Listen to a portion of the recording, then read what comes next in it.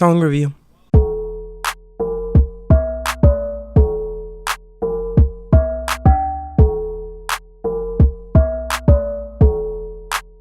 Alright, we're dipping back into some Eminem with Same Song and Dance, one of M's most disturbed tracks from one of his more horror-centric projects, Relapse. Now, I've had a very mixed history with Relapse. Some of the songs feel incredibly immature, such as We Made You, and sound really weird compared to more melodramatic songs like Beautiful, and the horrorcore doesn't quite bring the scare factor.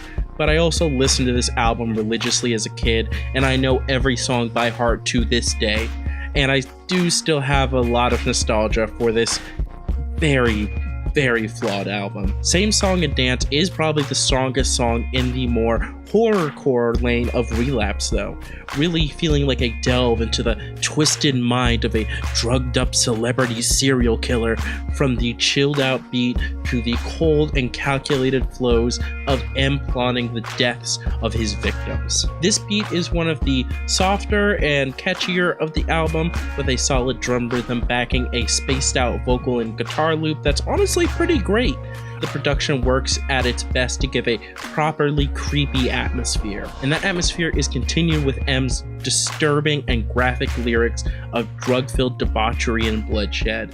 Unlike much of his earlier music, which could be very violent and graphic, but did still keep the air of almost a Saturday morning cartoon, this is a performance straight out of Silence of the Lambs. The accent is at its least annoying on this song, and almost fits in that Eminem is playing the role of a creepy serial killer. This continues into the lyrics that go into various murders he's done, with each verse referring to a different woman.